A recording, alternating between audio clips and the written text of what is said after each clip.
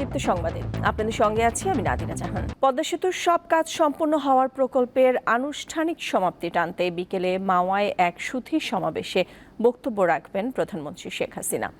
2001 সালের 4 জুলাই মাওয়ায় পদ্মা সেতুর ভিত্তিপ্রস্তর স্থাপন করেন তিনি। এরপর 2022 সালের 25 জুন এই স্থানে পদ্মা সেতুর শুভ উদ্বোধন করা হয়, আর সেখানেই প্রকল্পের সফল সমাপ্তি ঘোষণা করবেন শেখ হাসিনা।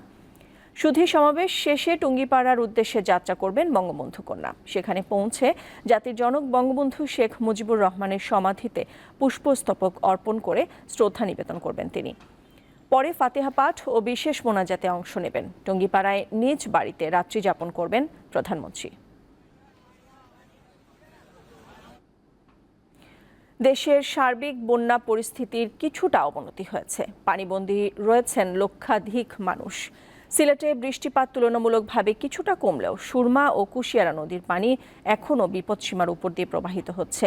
কুড়িগ্রামে ব্রহ্মপুত্র নদের চিলমারি, নুনখাওয়া ও হাতিয়া পয়েন্টে পানি বিপদসীমার উপর দিয়ে প্রবাহিত হচ্ছে। প্রতিদিন প্লাবিত হচ্ছে নতুন নতুন এলাকা। এতে চরম দুর্ভোগে রয়েছেন নদী তীরবর্তী নিম্নাঞ্চলের 41টি ইউনিয়নের 2 শতাধিক গ্রামের মানুষ। গত কয়েকদিনে টানা ভারী বর্ষণ ও উজানের ঢলে নওগাঁর আত্রাই, ছোট যমুনা ও ফকিন্নি নদীর পানিও বাড়ছে।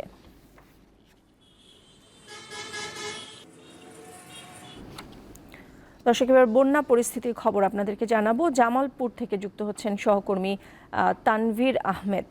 তানভীর, জামালপুরের বন্যা পরিস্থিতির খবর জানাবেন এবং দুর্গতরা আসলে কোনো সাহায্য সহযোগিতা পাচ্ছেন কিনা সরকারের পক্ষ থেকে সে বিষয়ে জানাবেন।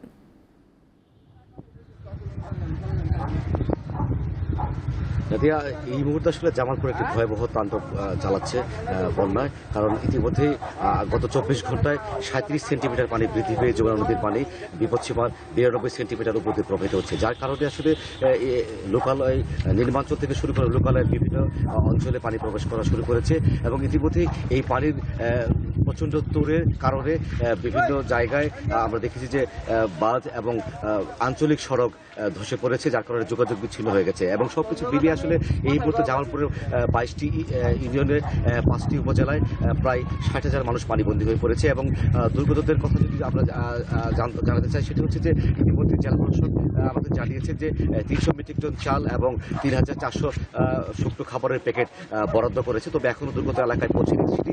এবং যেটি হচ্ছে আমরা দেখেছি যে বিশেষ করে কৃষক পরিবারের জন্য একটি খুব ভয়াবহ অবস্থা দাঁড়িয়েছে, কারণ গোচারণ ভূমি, নির্মাঞ্চলের প্রত্যেকটা গোচারণ ভূমি আসলে পানিতে নিমজ্জিত রয়েছে এবং ইতিমধ্যে আমরা দেখেছি যে স্কুলগুলোতে পানি ওঠার কারণে প্রায় এই 5টি উপজেলায় 26টি শিক্ষা প্রতিষ্ঠান বন্ধ করা হয়েছে। সবকিছু মিলে পানি প্রতিনিয়ত আসলে বেড়ে যাচ্ছে এবং প্রতিনিয়ত আসলে নতুন নতুন এলাকা প্লাবিত হচ্ছে, যার কারণে মানুষের প্রচণ্ড রকমের দুর্ভোগ হয়েছে। বিশেষ করে গ্রামীণ সড়ক এবং হাট বাজার থেকে শুরু করে প্রত্যেকটি জায়গা আসলে পানি ওঠার কারণে ব্যাপক ভোগান্তির শিকার হচ্ছে বন্যা দুর্গত কবলিত এলাকার মানুষরা। সবকিছু মিলিয়ে জামালপুরের একটি ভয়াবহতার দিকে যাচ্ছে এবং দিন যতই গড়াচ্ছে পানির বৃদ্ধি ততই পাচ্ছে। আমরা আবহাওয়া এবং যেটি আমরা জেনেছি যে পানি উন্নয়ন বোর্ডের থেকে জানিয়েছি যে আগামী শনিবার পর্যন্ত আসলে পানির বৃদ্ধি অব্যাহত থাকার কথা আমাদেরকে জানিয়েছে। তো এবং আরেকটি বিষয় হচ্ছে যে আরেকটি দুর্ভোগের জায়গা হচ্ছে যে প্রতিনিয়তই টানা বর্ষণ হচ্ছে, যার কারণে পাহাড়ি ঢল এবং এই বর্ষণের কারণে ব্যাপক একটি পানি জমাট হওয়া শুরু হয়েছে।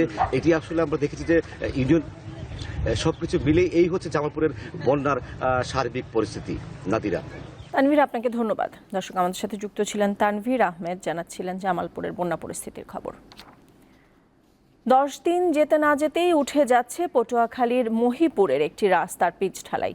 হাত দিয়ে ধরলেই তা উঠে আসছে। স্থানীয়দের অভিযোগ, নিম্নমানের সামগ্রী ব্যবহার করায় এমনটি হচ্ছে।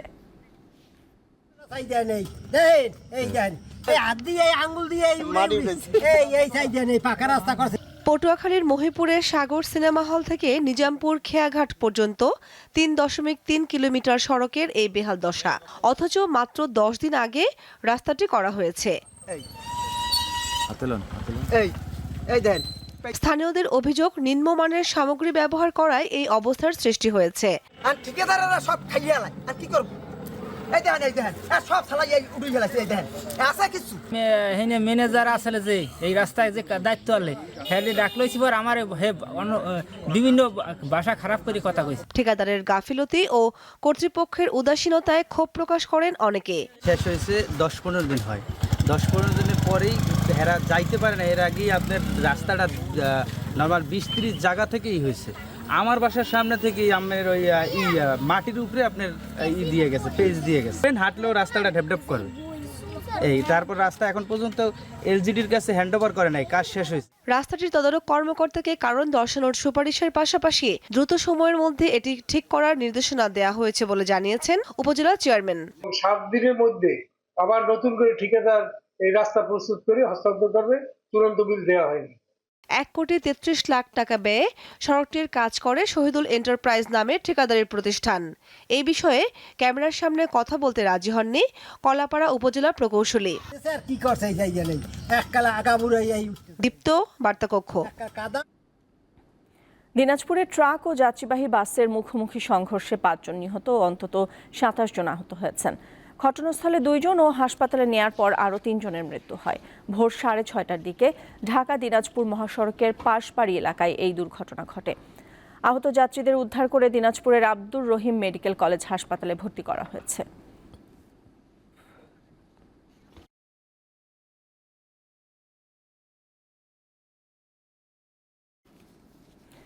আন্তর্জাতিক প্রসঙ্গ। যুক্তরাজ্যে এবারের সাধারণ নির্বাচনে বিরোধী দল লেবার পার্টি নিরঙ্কুশ জয় পেতে যাচ্ছে, এমনই আভাস পাওয়া গেছে বিভিন্ন বুথ ফেরত জরিপে। চূড়ান্ত ফলাফলে জয়ী হলে দেশটির পরবর্তী প্রধানমন্ত্রী হতে চলছেন লেবার নেতা কেইর স্টারমার। জরিপের ফলাফলে দেখা যায় নির্বাচনে লেবার পার্টি 410টি আসনে জয়লাভ করতে পারে। অন্যদিকে কনজারভেটিভ পার্টি বা টরি পাবে মাত্র 131টি আসন।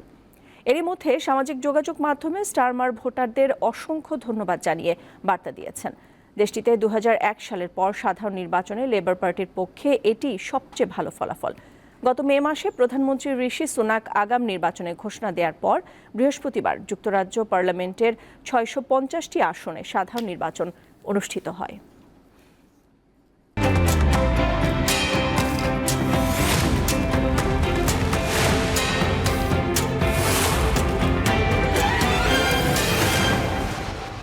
দর্শক, এখন জানাবো এক নজরে দৈনিক পত্রিকার শিরোনামগুলো। আমার হাতে রয়েছে দৈনিক প্রথম আলো। দৈনিক প্রথম আলোতে শিরোনাম করা হয়েছে, আপনারা জানেন যে ছাত্র ধর্মঘট যেটি চলছে কোটা বিরোধী আন্দোলন, সেই ইস্যুটিকে বিক্ষোভ থেকে ছাত্র ধর্মঘটের ডাক, এই শিরোনামে প্রতিবেদন করা হয়েছে। এছাড়াও হাইকোর্টের রায় স্থগিত হয়নি, শুনানি মুলতবি। এই কোটার বিরোধী যে আন্দোলন, সেই প্রেক্ষিতে এই নিউজটিও করা হয়েছে।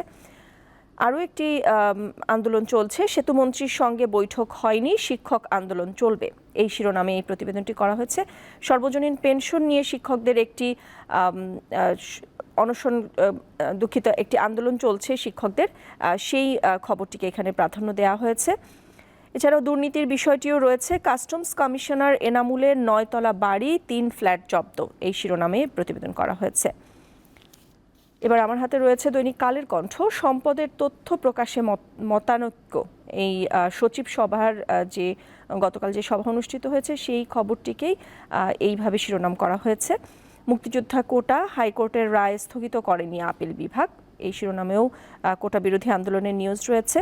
এছাড়াও প্রধানমন্ত্রীর খবর রয়েছে, পদ্মা সেতু প্রকল্পের সমাপনী, আমি খবরে আপনাদেরকে জানাচ্ছিলাম সমাবেশে যাচ্ছেন প্রধানমন্ত্রী, পদ্মা সেতু প্রকল্পের সমাবেশে যাচ্ছেন প্রধানমন্ত্রী, এই শিরোনামে এই খবরটি করেছে কালের কণ্ঠ। এবার আমার হাতে রয়েছে দৈনিক যুগান্তর পত্রিকা। দৈনিক যুগান্তর পত্রিকায় আসলে শিক্ষকদের এবং শিক্ষার্থীদের যে আন্দোলন, সেই বিষয়টিকেই গুরুত্বারোপ করা হয়েছে। শিরোনাম করা হয়েছে, আন্দোলনে উত্তাল শিক্ষাঙ্গন, সরকারের সঙ্গে আলোচনার প্রত্যাশায় শিক্ষক কর্মচারীরা এবং শিক্ষার্থীদের যে আন্দোলন, সেখানে শিরোনাম করা হয়েছে, কোটা বিরোধী শিক্ষার্থীদের সড়ক অবরোধ, বিক্ষোভ অব্যাহত। এবার মতিউরের স্পর্শকাতর ফোন আলাপ ফাঁস, বান্ধবী আরজিনারও অঢেল সম্পদের মালিক। আপনারা জানেন গতকাল এই খবরটি আসলে খুবই সাড়া ফেলে, যে মতিউর রহমানের বান্ধবীকে নিয়ে এই খবরটি। এবার আমার হাতে রয়েছে দৈনিক ইত্তেফাক পত্রিকা। দৈনিক ইত্তেফাকের সেই কোটা বিরোধী এবং শিক্ষকদের আন্দোলন, কোটা বিরোধী আন্দোলন কোটা বাতিলের দাবিতে মহাসড়ক অবরোধ, রবিবার সব শিক্ষা প্রতিষ্ঠানে ধর্মঘট। এই শিরোনামে কোটা বিরোধী আন্দোলনকে শিরোনাম করা হয়েছে। ওমানে বাংলাদেশি শ্রমিকরা উভয় দেশের অর্থনীতিতে অবদান রাখছে, প্রধানমন্ত্রীর একটি খবর এখানে রয়েছে। দুর্নীতিতে ডুবছে বঙ্গবন্ধু সুপার স্পেশালাইজড হাসপাতাল, এই শিরোনামে একটি বিশেষ প্রতিবেদন করেছে দৈনিক ইত্তেফাক। দর্শক, এই ছিল আমার কাছে আজকের দৈনিক পত্রিকার শিরোনামগুলো। এর সাথে শেষ করছি এখনকার মতো। আমাদের পরের সংবাদ বেলা 12টায় দেখার আমন্ত্রণ রইল। এছাড়া আরও তথ্য বিনোদনের খবরাখবর জানতে চোখ রাখুন দীপ্ত ডিজিটাল প্ল্যাটফর্মগুলোতে। সাথে থাকার জন্য ধন্যবাদ সবাইকে।